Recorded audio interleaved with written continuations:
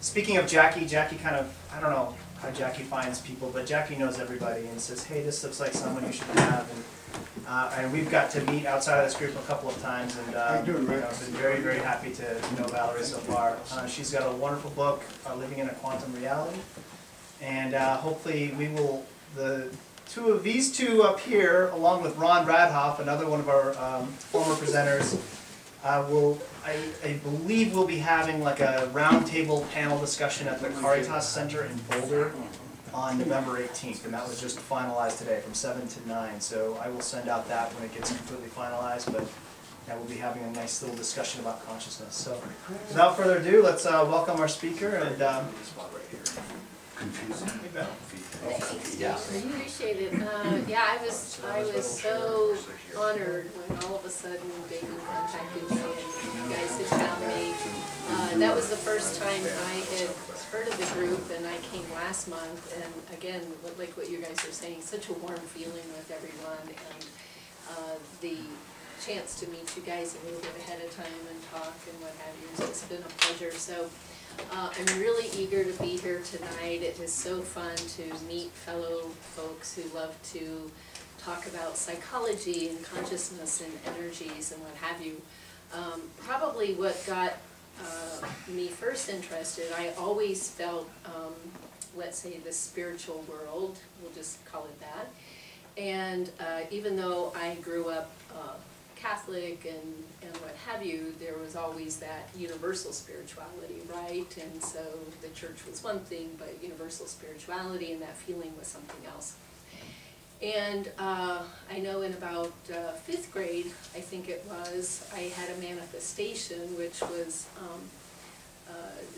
a puzzling thing for my little 4th, 5th grade brain.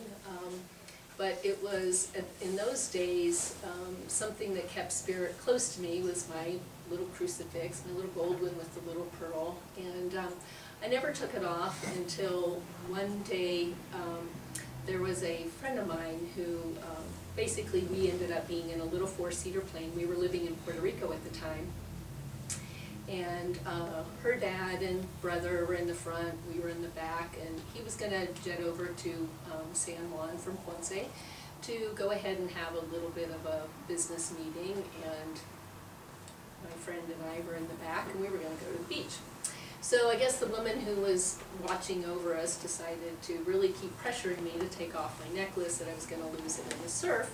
And so I did, and I ended up going back to Ponce without it, and my little 4th, 5th grade heart was just really struggling with that, and I kept trying to reach out and say, you know, are you sure you guys can't find it, and can you ask that woman, and all these kinds of things. So no, it wasn't.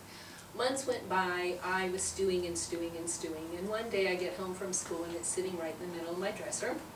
And so of course I run to my mother thinking that they found it and somebody put it on my dresser. Nobody had any idea what I was talking about.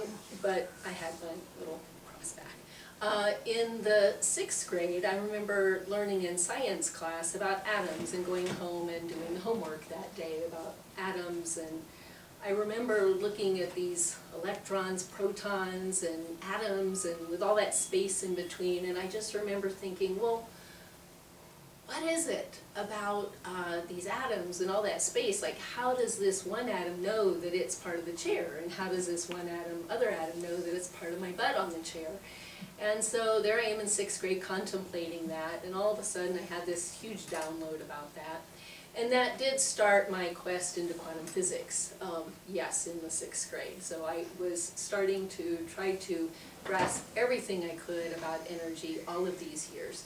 I did not go into psychology in the beginning because in those days psychologists were wackos. That's what I was growing up hearing my entire life, so I fought that until the universe kept pushing me more and more into psychology. And in the book, I actually kind of talk about the pivotal incident where I was in the environmental engineering field, more in business development capacity, but had gone out to lunch, probably my regular fast food unhealthy lunch, and was headed back up in the elevator when all of a sudden this woman was just staring me. I mean, that kind of stare that bores into the side of your head. And this is a slow elevator apparently day because there's only 4 stories in this building.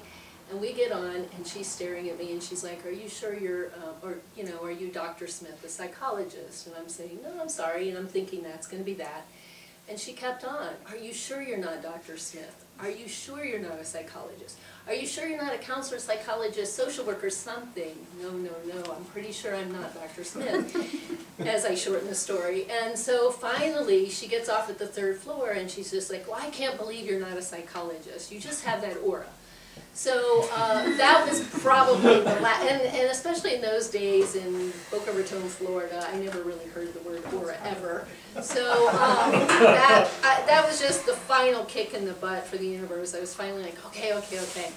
So here I am today, and this is the book I went ahead and published in November. It's called Living in a Quantum Reality Using Quantum Physics and Psychology to Embrace Your Higher Consciousness. Why? Do you want to look at it? Go for it. Pass it around or you need it? No, that's fine. You can pass it around. And what happened so I went and got my master's in counseling psychology, and by the time I went into private practice, it was 2006, and I had gone from residential treatment and working with a bunch of like gangster kids and what have you, and was in private practice, and I had no idea why the universe had sent me here from Florida at the time. I had no idea that the universe was about ready to send me all of the coolest clients I could have never imagined, who were having all kinds of experiences and who wanted just the intersection of information that I had been possessed and obsessed to study. So that intersection with the quantum physics, with the psychology, and then the ancient wisdoms, because as probably many of us in this room, you know, you didn't stop at what you grew up with. You voraciously, you know, ended up partaking of all the different wisdoms. So I remember going through all the Christianity and then going to all the different ones that I could get my hands on. I remember going through the various energy healing schools and learning everything practically speaking that I could about energy, and kind of, you know, trying to synthesize what I was reading in quantum physics to explain what we go through. And so after so many of my clients and noticing that people kind of go through a lot of similar things, that's why I ended up writing the book. So in the first chapter, I kind of synthesized the quantum physics, because for those of us who love studying that, we know that the theories are all over the place. They're all over the place in discussing energy, and they aren't synthesizing. And those of us, when we're following science, we understand, right? Because they're trying to, get their own theories and collect their own data to support their theories, and that's how we grow a body of literature, and that's fine. But some of us need to synthesize, right? So I'm one of those people who wanted to synthesize what was really happening, not only in quantum physics, but across disciplines, right? So in neuroscience, we have that beautiful concept called neuroplasticity. I think Damon and I mentioned that. It's like, what is it about the nervous system that it learns so well, that we get muscle memory? And, anything we do repeatedly, right, the nervous system is going to basically adjust itself for that. The other discipline is epigenetics. And most of us in this room probably grew up with regular genetics, and then there was always the fight about the 50-50 nature-nurture talk, but it was like, well, what is it about the genetics? And so in epigenetics, they finally realized, it is the mind, right, that is kind of the lock and key. We have neuropeptides on the membranes of the cells, and what's happening with our mind, our consciousness, is actually unlocking that key. And when they've done some studies, of course, they find out that, yes, we can inherit past traumas, we can inherit past psychological things, and at the same time, when we learn something new, our genes change, and when we maybe have children, our children can inherit the new genetic structure. And so there's some exciting things happening.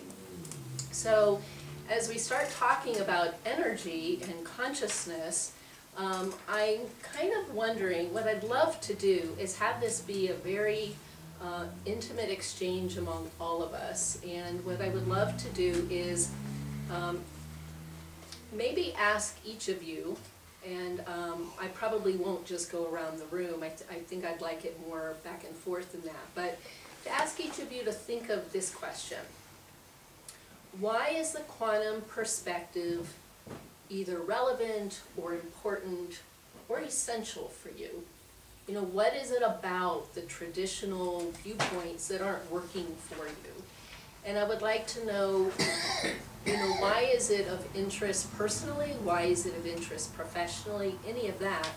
And then I would love to really talk about these energies that explain the experiences kind of in that context, because Rich and I know we can go all over the place on this quantum talk, and sometimes it's just a lot easier and again more intimate if we can kind of relate it to our experiences. So I don't know if anybody in particular wants to go first, or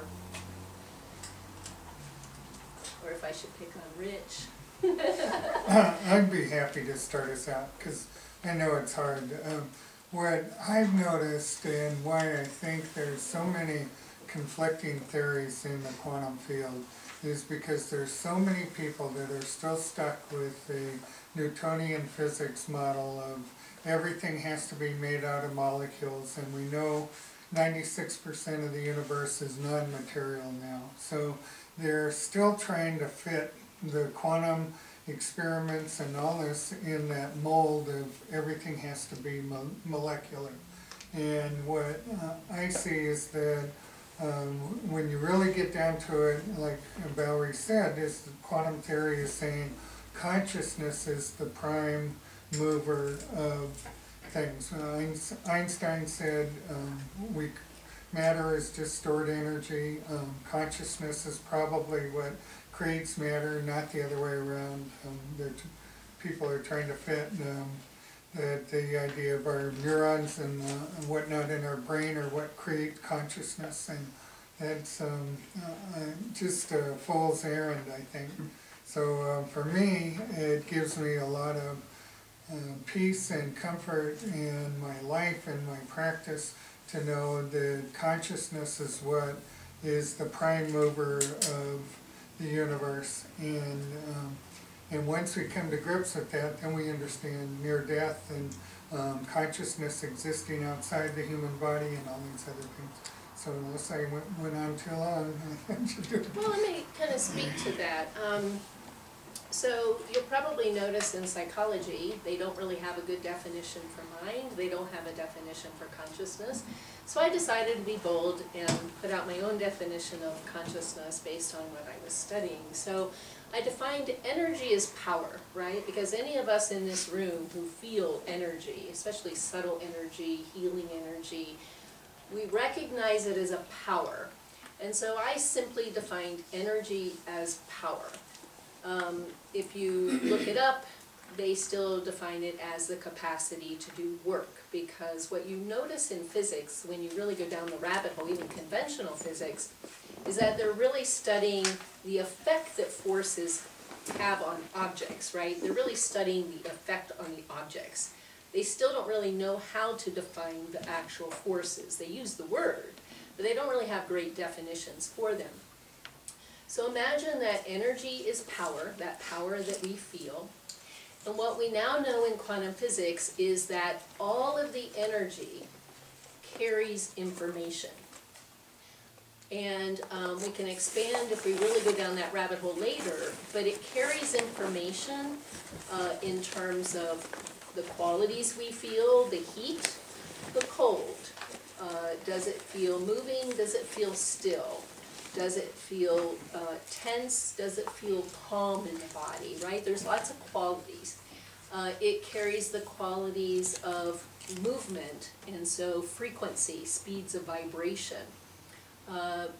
And so they've come to talk about it being a fractal hologram, if you will, fractal holographic field of energy. And I'll elaborate that in a minute. But so there we have this power, this energy, and it's carrying information. And what physics has also determined is that each of us in this room is a unique energetic fingerprint. Like, there is no two in any universe that are alike. and that's what they believe. So these fingerprints that we have, when you look real close and you see the energy lines, they're actually following your own field. They're helping you understand what your own field looks like, right? And so not only that, it gets even cooler because, for instance, if you think of a tree, and we could say ourselves as well, but on a tree, the tree also has a unique energetic fingerprint, but every leaf on the tree has a unique energetic fingerprint. Every cell on the leaf, every atom within a cell, and so on. The thing about a hologram is that in each part, okay, so now everything is a very unique part, in each part lies the information for the whole.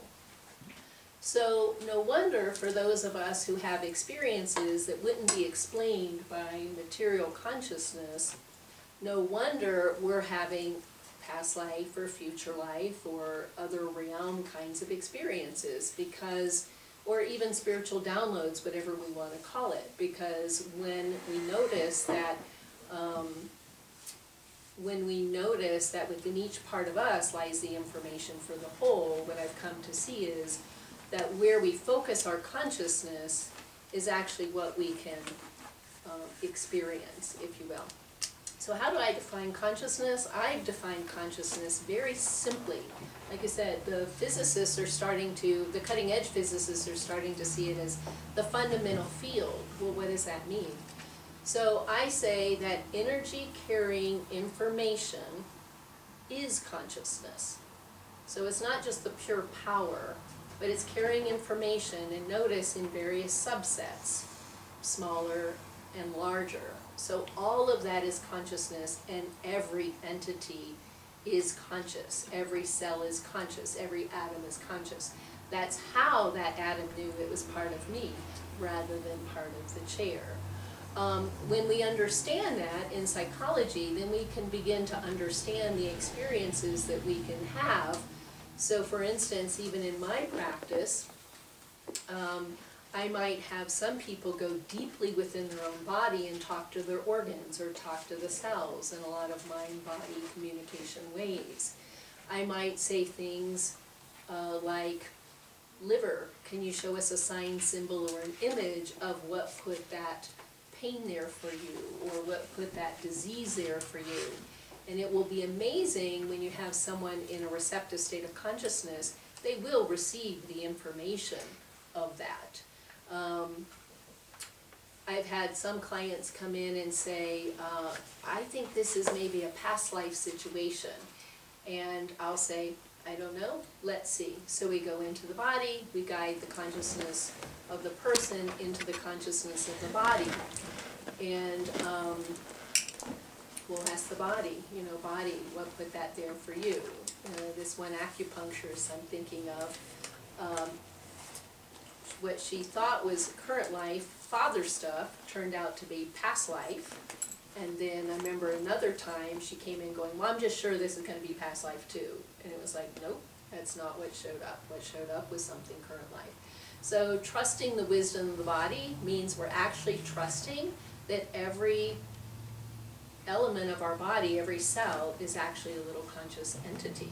And it's in constant communication with everything, right? Not only here, but outside of self. So no wonder that we realize in quantum physics that the material reality really is illusion, like the ancient wisdoms have told us, right? Because the closer you look, the closer you realize it's energy. So for those of you who don't know, that's actually how the quantum part of physics was birthed compared to conventional physics, right? Because there they were, Newtonian, there they were studying the things and the effective things and the forces and what have you.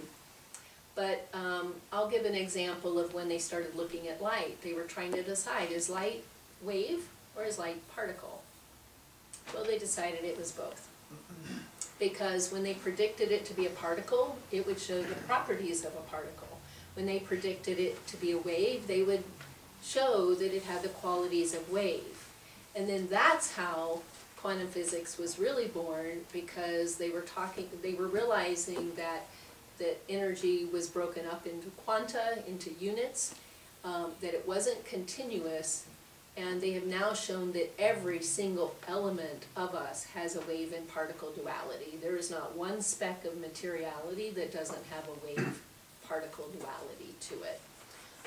So in light was both particle and wave, right? As a particle, it's a photon. But as a wave, it's electrical, it's magnetic. For those of you in conventional physics, they mostly understand electromagnetism.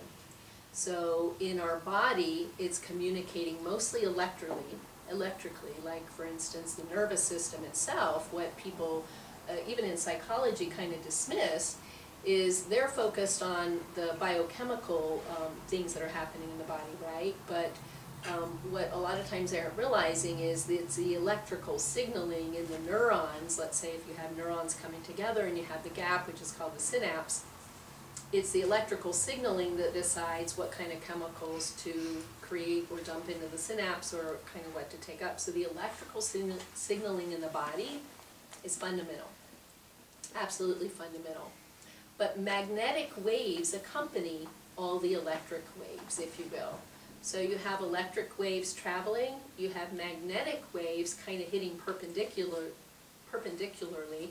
and they're also rotating. There's some spin with that. So it's creating a field, it's creating a sphere, if you will. So in conventional physics, they've been mostly studying electromagnetism, and traditionally haven't even known of anything more than that. Has anybody here heard of torsion fields? Mm-hmm. Awesome. Okay.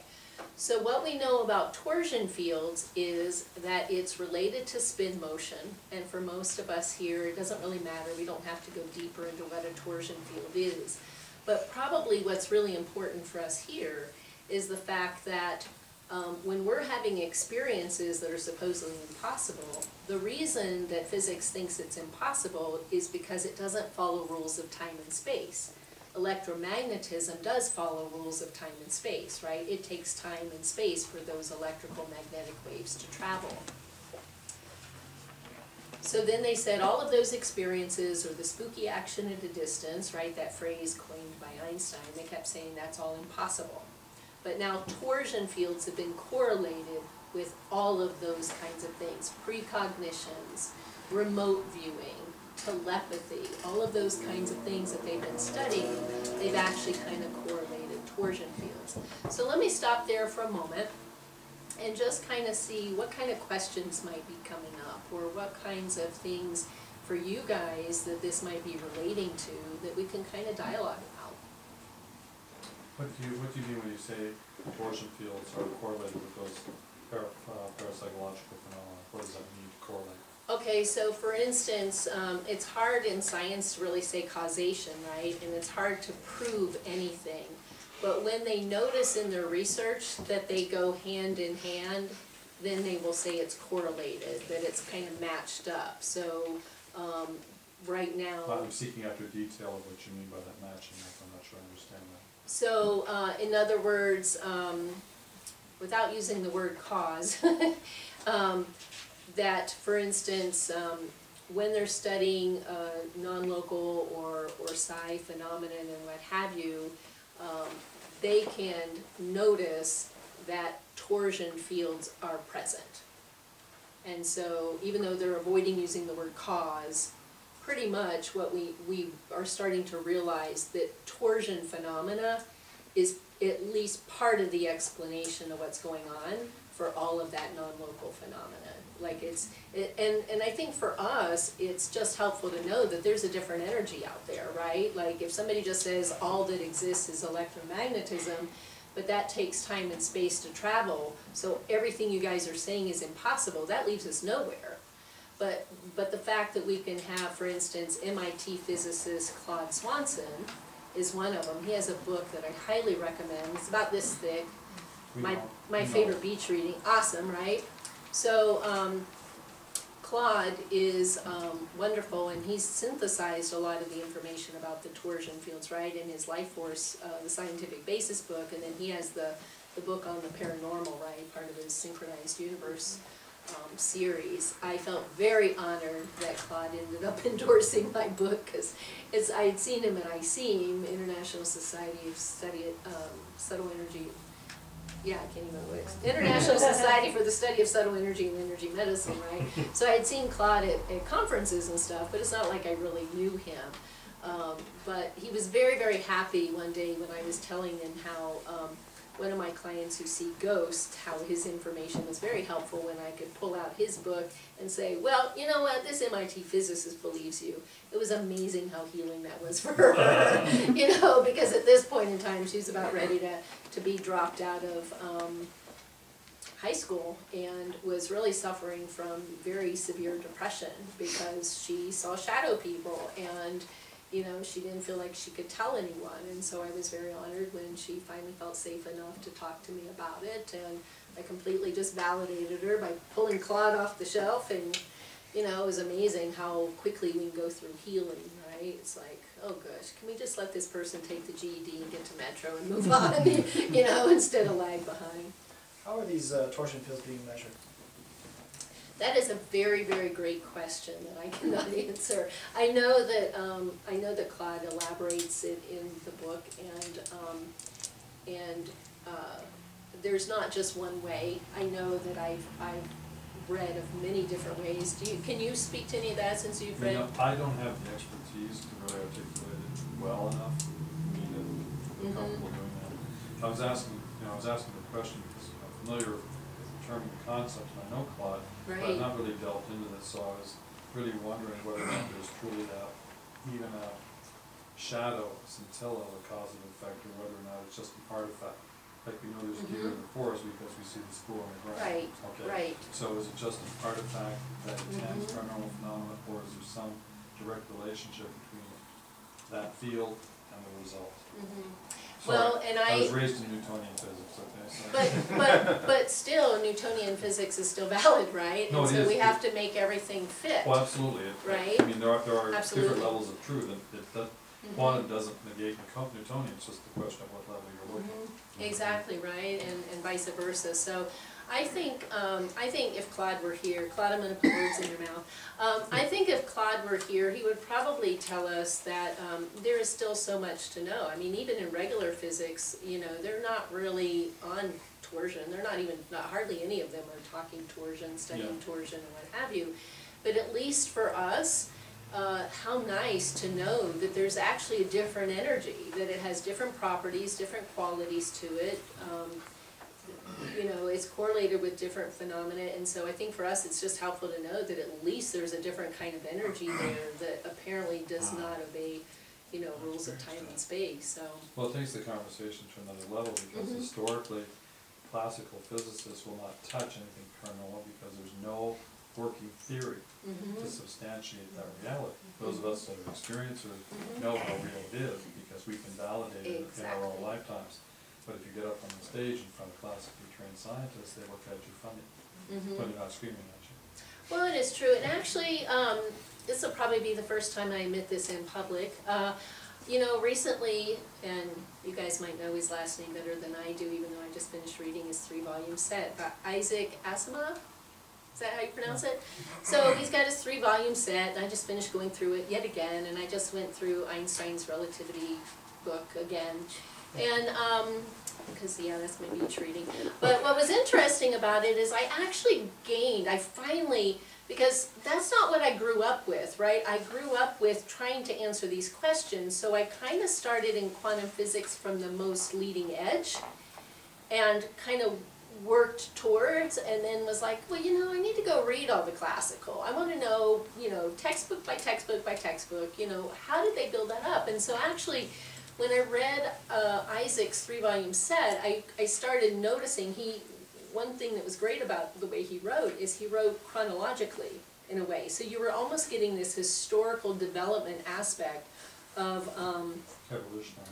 Yeah, it was very evolutionary in how it was developed, and so now it made sense why their theories were based on what they were seeing before, but also why those of us who come at it from a different way, why sometimes we get frustrated with the way they're theorizing it, and why they can't even go where our minds are going, because they're still at those, you know, small building blocks. The other thing I appreciated, and Isaac used the word constantly, guess, theorize, guess, theorize, guess, theorize. So he admits throughout his book that the entire field of physics is guessing.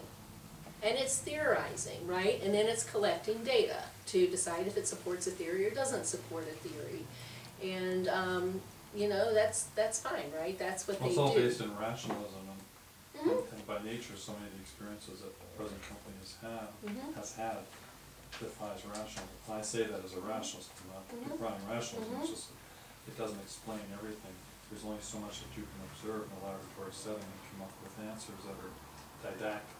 And for those of us who, you know, experienced non-local whatever, all right, we're beyond that. There's no bridge, and that's why I was querying about the torsion fields. Is that just an artifact, or does that begin the process of explaining the alternative realities that we're so familiar? Well, go ahead. Well, I was just going to kind of add to that point, Yeah. and to what Rich was alluding to as well, is that there, of course, is the gap. There's a theoretical gap, but I think the wider expanse is the experiential gap.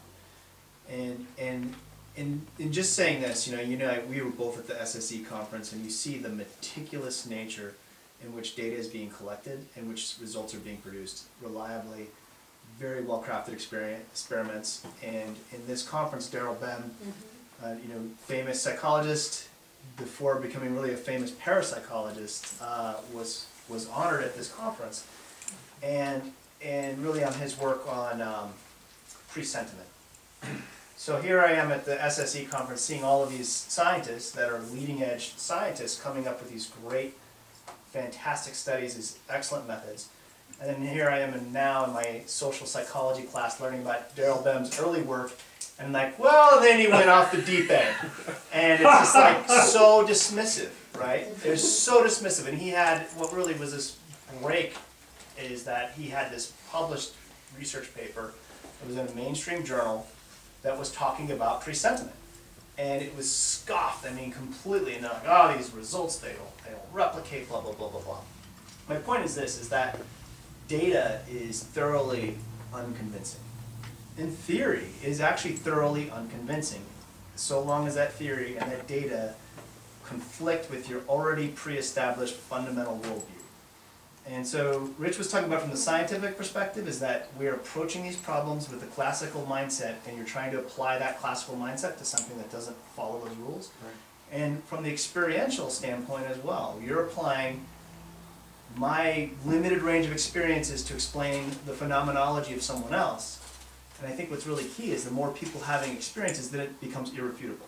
And that's the only truth that is, I think, irrefutable, is personal truth and personal experience. Data just doesn't cut it for most of us. Well, someone once said that science progresses funeral by funeral. Right. Yes. And I saw this, when I was exploring remote viewing, from Yeah. a scientific standpoint as well as experiential. I saw that people who could not accept the reality of it were living what I call paradigm lock. Yeah. Yes. Right. Absolutely. They weren't willing to step beyond what they knew and encounter something that was not only unknown, but they didn't have a mechanism to begin to understand it. But I think the funeral point is spot on, but I think that in a way it's not the death of the body, it's the death of the ego, the death of the self.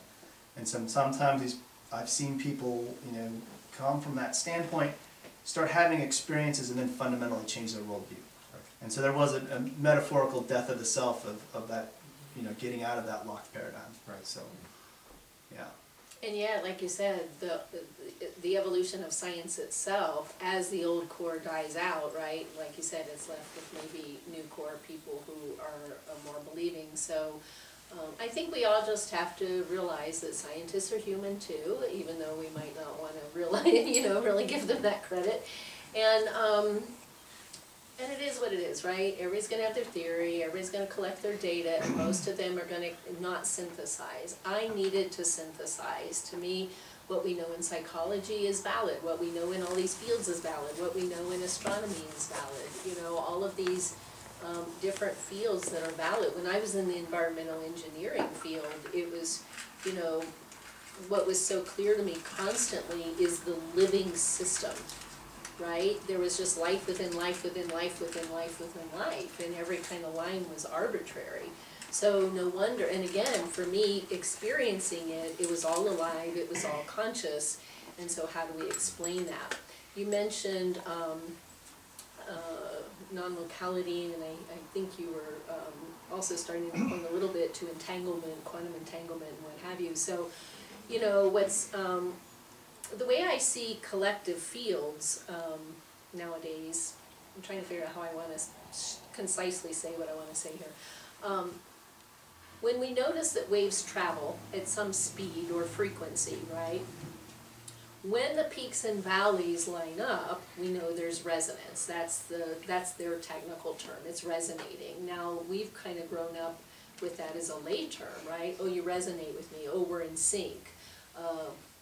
Women who hang together a lot of times are starting their periods together. There's just so many instances of body systems that are getting in sync with one another, right? Well, when I really was studying the difference between resonance and entrainment, it was really helping me study or understand what the magic of the collective field, right? So there you have two energies resonating, and what happens is, as soon as they begin resonating, they actually begin to share information. So that's the part that usually is given the name entrainment versus just resonating as the start.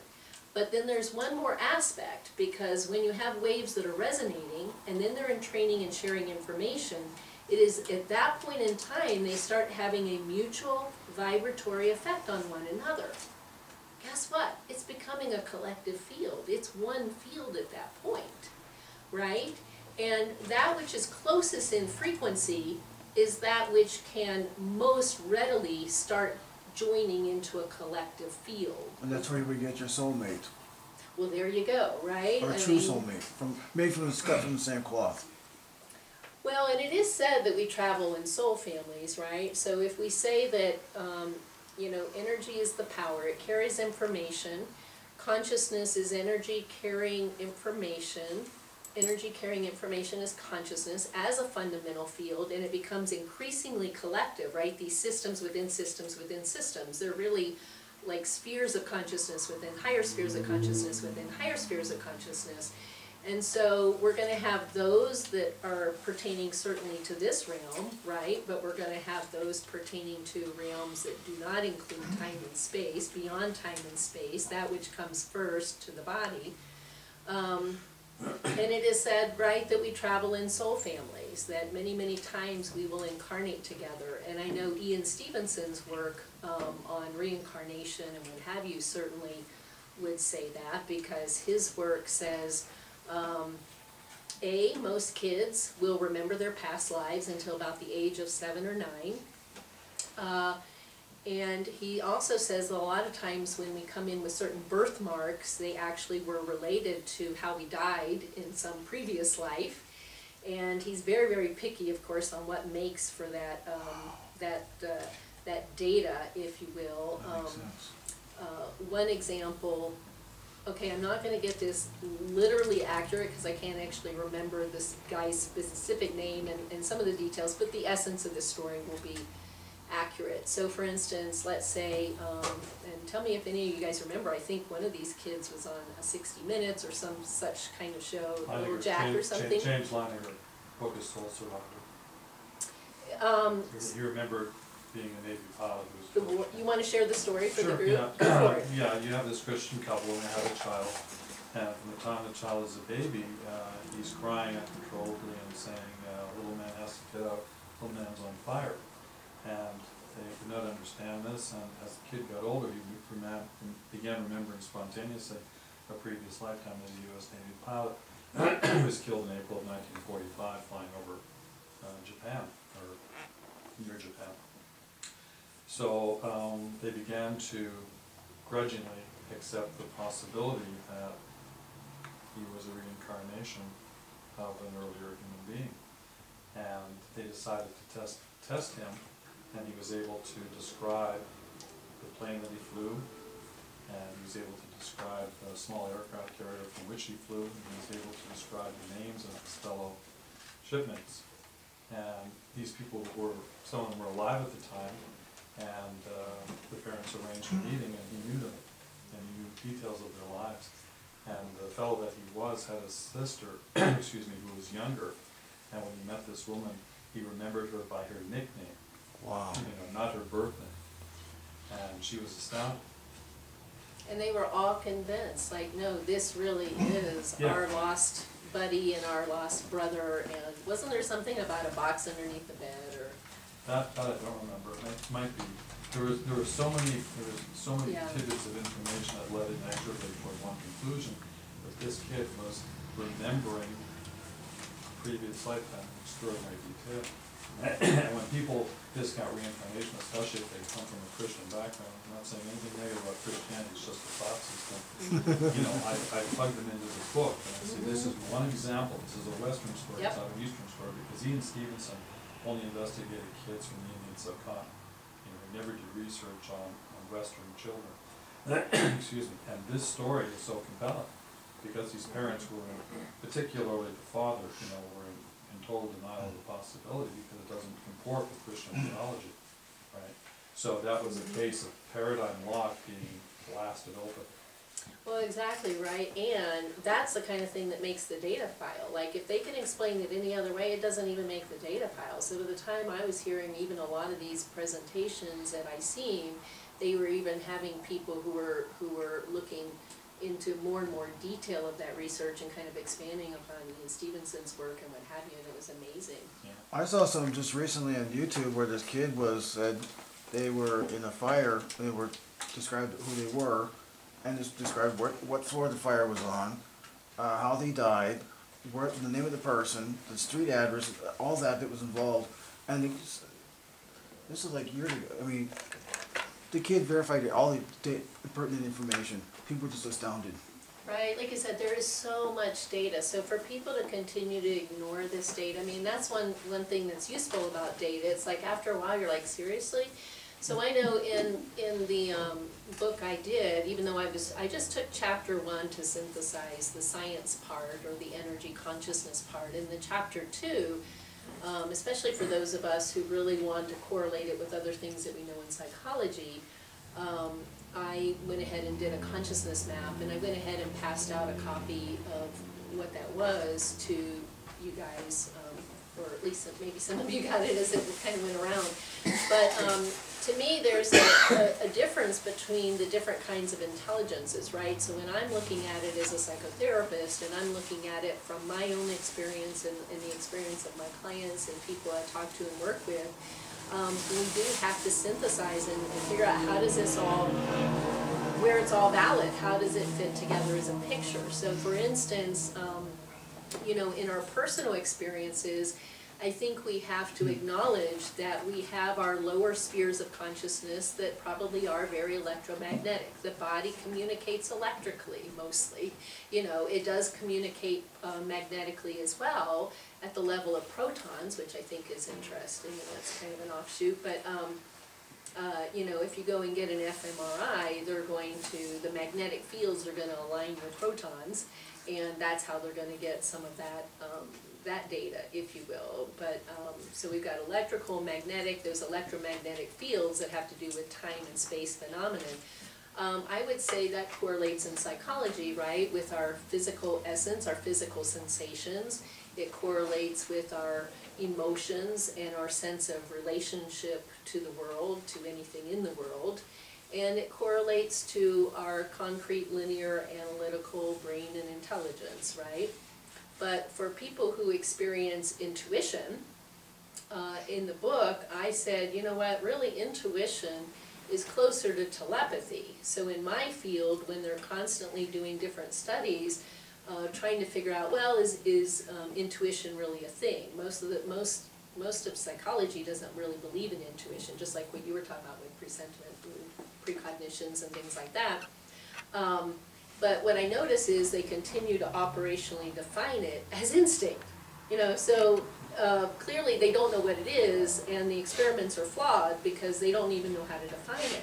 So in instinct, what I would say is, in instinct, I would say we have our, you know, the cellular consciousness, right? And whatever we do repeatedly the cells remember. Like any of you guys who are athletes, right? You get body memory. You know, anything you're rehearsing, it becomes autopilot, right? So the nervous system, that which is below the threshold of our human consciousness is the collective field of the cells. And thank goodness we don't have to micromanage that. I mean, it'd be a little difficult trying to figure out problem solving at work and trying to decide how to tell my heart to keep beating at the same time. So thank goodness that these beautiful cells that are our children, they're hard at work, right? They're doing their thing. That's instinct. That's neuroplastic normal. That's our autopilot in my way of looking at things, I guess.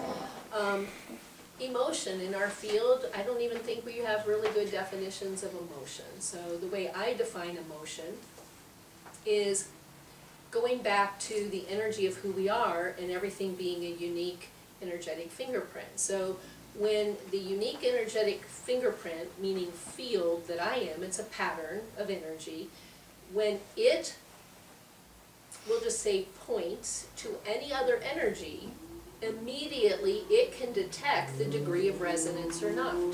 So emotion is blended collective fields, right? So if I tune into you, if I tune into you, if I tune into you, if I tune into a pattern, if I tune into an idea, if I tune into a movie, each of that, even a concept, has a unique energetic field to it. And when I can focus on that and understand how it resonates to some degree to my energy field, then I will have what we are now calling an emotional response. And the degree to which it resonates with my field, the degree to which we will call it a pleasant emotion. And the degree to which it does not resonate with my field, we will call it an unpleasant emotion, if you will.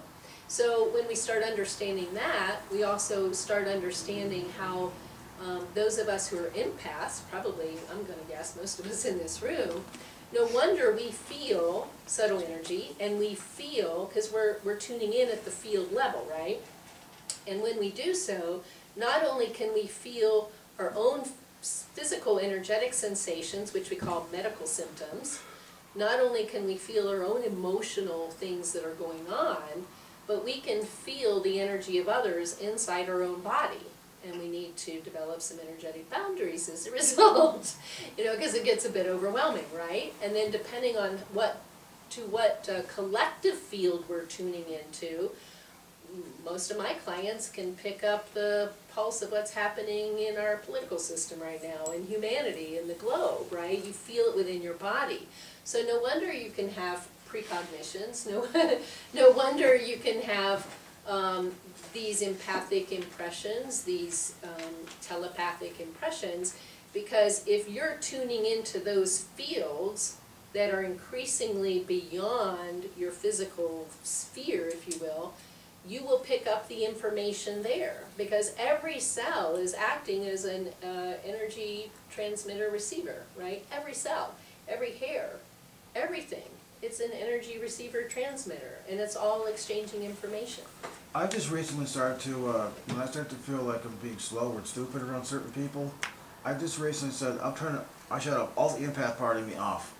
I don't want to receive anything from anybody because I'm trying to focus here at work, you know? Well, and that would be an example of an energetic boundary. Just speaking as a therapist, I would say that my empaths, by the way, they get in trouble when they turn it off. So I end up having to tell them, don't think you have to have it all on or all off, because you're going to get in trouble if you have it all off. But it's okay to have it all off for these 5 minutes or these 8 hours, if you will, but try not to usually go around with it all off. Now look at how many people are drinking and drugging and what have you. They're trying to turn off radar. They don't want to feel, but it's going to get them into trouble, right? Because that's our fundamental consciousness that we're turning off. We are not getting the information of what's resonating or not. So when people don't understand their life path or their life purpose, it's because they turned off the main compass. It's also around certain people that I know who are really, really negative towards me, and I pick up a lot of that negativity between the certain two people. It's like, I said, I don't care if they're vampires or not, but I'm just cutting all the vibrations. I'm cutting off any form of empath towards them. Yeah. I don't want any of that garbage coming from them. Well, and it's beautiful, right? Like if you see yourself in a bubble and they're in a different bubble, it's like you can send them off with love. But at the same time, you are protecting your field. I've given a few little hints like that to clients who come in saying, I see ghosts, I don't want to see ghosts, it's in my bedroom, can I get rid of them? He's in my body, can I get rid of him? And with the most simplest hints, usually, it's like kind of that. See yourself in a bubble, see them in a bubble. Say, you are not allowed in this body, you know, you need to go. You're not allowed in my room, you're not. For most people, that works. So, you know, a lot of people who are psychic or who receive, you know, intuitive, let's say, information, you know, they will say there's a universal law that says that nobody can interfere with our field unless we let them. Well, I think what happens, most people don't consciously let them, but some people do, and I've had them talk about that in the office. But some people just don't even know that they can even, you know, put a boundary or close a door. And so they're leaving themselves wide open, and so that happens. I would love to hear about maybe some of the personal experiences and why this quantum perspective matters, right? Sometimes it's helpful to speak in context. Well, I was going to give a little bit different perspective. Sure. You know, you see the way the body can be broken down in some of these anatomy texts with like our bone system. But if you look at the way the nervous system goes, it is like one of those huge old-time TV antennas, just lines going out, thousands of them. But the way the nerves communicate, if it's something goes from your finger to your brain, it's an is through electricity. And just basic physics is that anytime you have electricity traveling, you have an electromagnetic field. And that electromagnetic field, and this is like high school physics, essentially extends out to infinity. Exactly, right? So, it ripples out forever. So everything we do is being sent out in the field. And everybody else has another field which is coming into ours. And just as the nervous system can act as a transmitter, it can also act as a receiver. Exactly, right? And maybe if I just maybe even add to the way you described it, technically I might invite everybody to realize the hologram, to realize that what's really happening is it all exists simultaneously. And so in some ways, right, it's our human slowed down way, kind of like Einstein relativity. Why do we perceive matter? Because we're basically traveling at the same speed, so we kind of, it's like we think we're still, we think we're solid, you know. So, but at the same time, if we realize that all these fields are existing simultaneously, then we realize why we can tune into things we would never conceive we could tune into. You know, it's just kind of all happening at the now. But like you said, at this level, things are condensed, so it's slow. Nervous system is traveling electrically, like you said.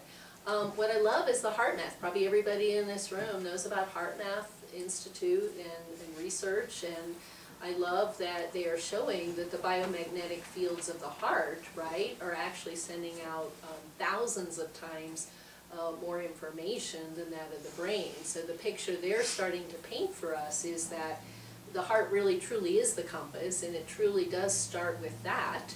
And then energy gets transduced down, right? That's the term they like to use. It's transduced to this form, and then this form, and then this form, and then this form. I would say it's actually all happening now, kind of like when you go to a piano and you press, you know, 3 or 5 keys at the same time. You know, it's kind of playing a song, if you will. So, so in consciousness, right, this heart is picking up information, but it needs to translate it into the electrical signaling of the brain, which is slower, and so the brain transduces that down into what the body can use for physical purposes, right? And it translates it from electrical to then the biochemical to then the more structural, what we think of as the hard matter part of our body, right? anybody else who, like, why is the quantum perspective important? Why is there these curiosities out there about quantum physics and how it intersects? So I'm wondering, as far as like the data and trying to prove certain things through data, could it be, if we theorize that consciousness is the primal force, that the consciousness itself, like you were talking about the wave and the particle deciding, if we think it's a wave, it becomes a wave,